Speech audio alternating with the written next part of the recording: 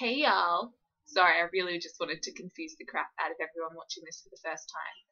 Hi, welcome to another vlog or vlog or however you like to call it. I'm still not sure.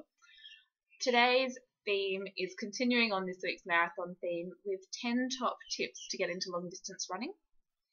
I can't believe I am saying this because a year ago there is no freaking way I wanted to do long distance running ever. Running felt like crap, and yet in 3 days time I'm running a marathon. Wait, Thursday, Friday, Saturday, 3.5, whatever. Also, my hair's really long since the last time I did a video, and I think that's because I've spent all my money on chiropractic visits and shoes instead of, keeping my hair cut and all the other fun stuff. So, top 10 tips for long distance running. 1. Start slow. This was a massive one for me. I always just wanted to bolt out, go as fast as I could, and then I'd burn out and feel like crap and not want to run again. And if you start out as slow as you possibly can, like painfully slowly, you can actually go for a lot longer and it feels a lot better. And you hit that sweet spot where you feel like you can run forever. It takes a bit of time. It's not going to happen in the first run, but definitely worth slowing down. 2. Don't overtrain. Massive one. It took me so long to learn this. Caitlin Chalk has a fantastic article that I'll link you to below. Basically take your rest days easy. So I think I did 3-4 max hard days a week. So I did 2 interval sessions and a long run each week building up to the marathon. And the in-between days were supposed to be easy. And I didn't always take them easily, but that was the idea. 3. Speed work. If you want to get faster and better and stronger, speed work is the key. So personally, I did interval training, HIIT style, high intensity interval training.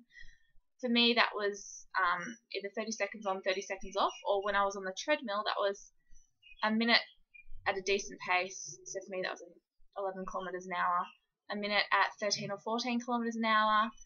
Then I jumped off for 30 seconds, put my feet on the rails, and then did that repeating. So I'd warm up for 10 minutes, do 20 minutes of repeating intervals, and then cool down for 10 minutes. Everyone's different. Fartlek is great as well. Another person suggested doing 3 minutes on, 3 minutes off of fartlek, so going outside, doing 6 or 7 kilometers, 3 minutes at a sort of steady, easy pace, 3 kilometers as hard as you can while sustaining it for 3 minutes, and then 3 minutes recovery, repeating until you get to the end. Number 4, persistence. You have to keep going even when it's crap. Some days are just hard runs, and unless you're injured, you just have to get through them. So I always try and stick with, I don't stop when I'm tired, I stop when I'm done. I'll crawl to the end if I have to, but I'll get that workout done. So persistence pays off. Just keep going. Some days are going to be crap. It's not meant to be easy. Keep on going. 5. Injury. Don't wait. I so should have seen someone as soon as my shin started hurting last year. I had no idea things could get so bad. I ended up being off running for 2 months. So best case scenario is that you go in, someone laughs at you and says you don't need to be here, it's all in your head. Great, you can go back to running. Worst case scenario is you let it wait, you don't see anybody, and you can't run for a few months or worse. So get it checked out. Number 6, I'm really bad at this one. Don't sweat the small stuff. It can't always go to plan. Things happen. Injuries happen. The plan can't go to plan. Plan can't go to plan. Basically, stuff gets in the way. Life happens. So it's okay.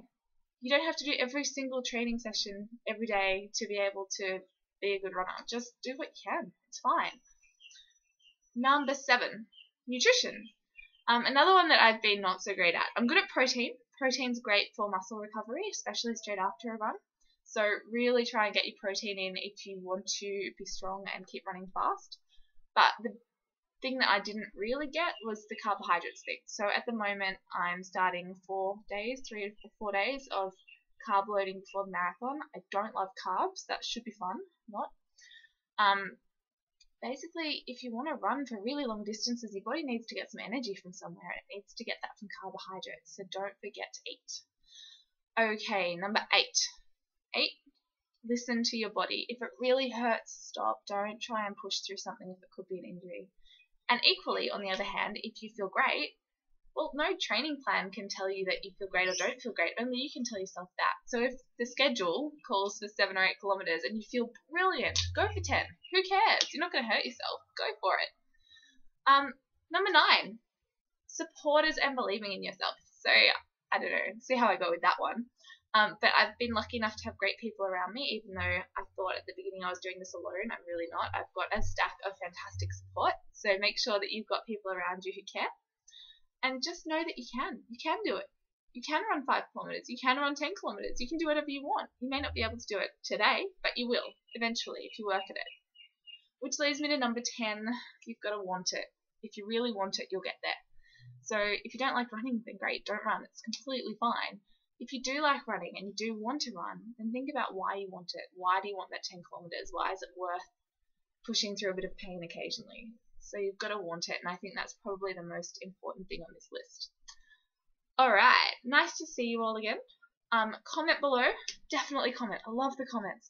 And I'll write back to you and let me know what you'd like to find out about or what you'd like to hear. Much love and talk to you soon. See ya.